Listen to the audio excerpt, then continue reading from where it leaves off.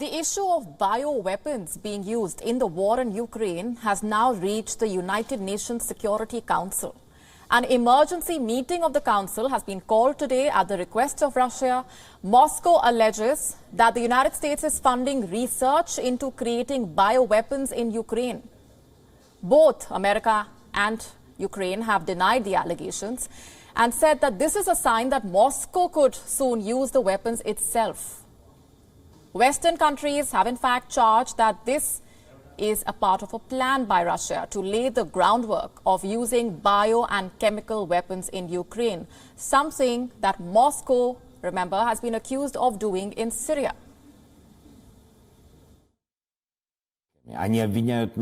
They accuse us, again us, that we are allegedly developing biological weapons. Allegedly, we are preparing a chemical attack. This makes me really worried because we've been repeatedly convinced. If you want to know Russia's plans, look at what Russia accuses others of. Look, spreading such accusations in the Russian media shows that it is they who are capable of this. The Russian military, the Russian special services, it shows that they want it. They have already done such things in other countries, similar. They themselves announced, they themselves complained, they themselves organized, and they will do so again and again, if they are not stopped. This is a government that has used banned chemical weapons on its own people in the past. They've done so on Russian territory. They've done so on British soil. They have supported the brutal Assad regime, which itself has used banned chemical weapons on its people. So we know what this government will resort to, can resort to, has resorted to in the past. But the other element that gives us a good deal of concern is what we know about the Kremlin's tactics, especially its disinformation tactics. The case of Russia using chemical weapons in Syria remains unresolved, but both Washington and London have raised the matter at a Security Council meeting on the issue. The British Prime Minister Boris Johnson said the allegations by the Kremlin are straight out of the Russian playbook. I'll make you one other prediction, by the way, which is that the stuff that you're hearing about chemical weapons, this is straight out of their playbook. They start saying that there are chemical weapons that have been stored by their opponents or by the Americans, and so when they themselves deploy chemical weapons, as I fear they may, they have a sort of a maskirovka, a fake story ready to go. And you've seen it in Syria. You saw it even in the UK. Russia has alleged that the US was pouring millions of dollars to fund biolabs in Ukraine, at least 30 of them, in order to create bioweapons. The Defense Ministry, in fact, says that the US funded biolabs, which were researching how to spread deadly pathogens. Особый интерес вызвала детальная информация о реализации США на территории Украины проекта по изучению переноса патогенов, мигрирующими между Украиной и Россией, другими соседними странами, дикими птицами. Согласно документам, американская сторона планировала вести на Украине в 2022 году работы по патогенам птиц, летучих мышей и рептилий с дальнейшим переходом к изучению возможности переноса ими африканской чумы свиней и сибирской язвы. Meanwhile, the World Health Organization has advised Ukraine to destroy high-threat pathogens that are housed in the country's public health laboratories in order to prevent any potential spills that would spread disease. The risk of such a scenario has been raised as Russian airstrikes and shelling continue indiscriminately in the country. Like many other countries, Ukraine also has public labs studying how to mitigate threats of dangerous diseases affecting both animals and human beings. Most recently, this also includes studying the COVID-19 virus. Its labs have received support from America, the European Union, and the World Health Organization.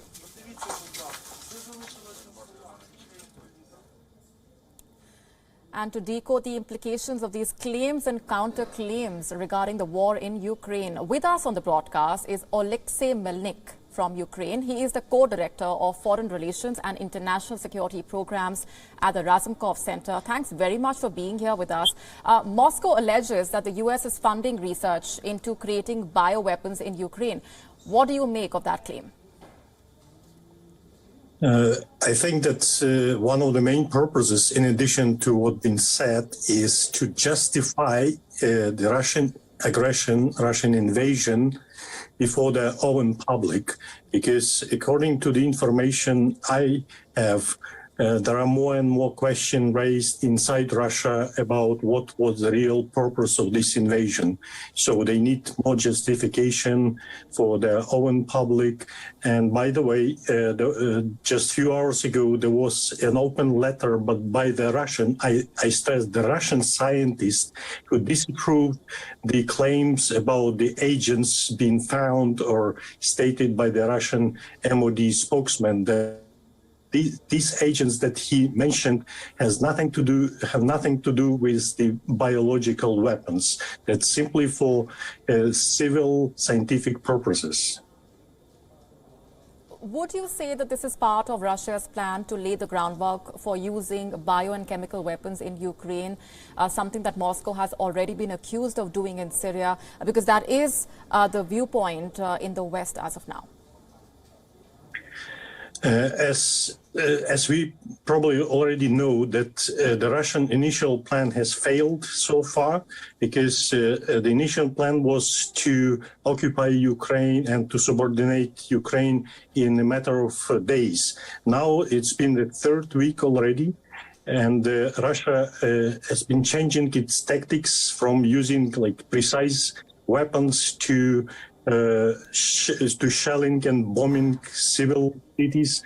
And the next stage we can expect that Russia will also try to use chemical weapons. And also, by the way, you didn't mention, there are great risk of nuclear facilities being used for terrorist attacks, like Chernobyl, famous case, and one nuclear power plants in the east of, in the southern part of Ukraine, which been captured by the Russian forces, and now Ukraine cannot actually guarantee and provide safety to these nuclear facilities. So there is a real threat of Russia using weapons of mass destruction or terrorist tactics.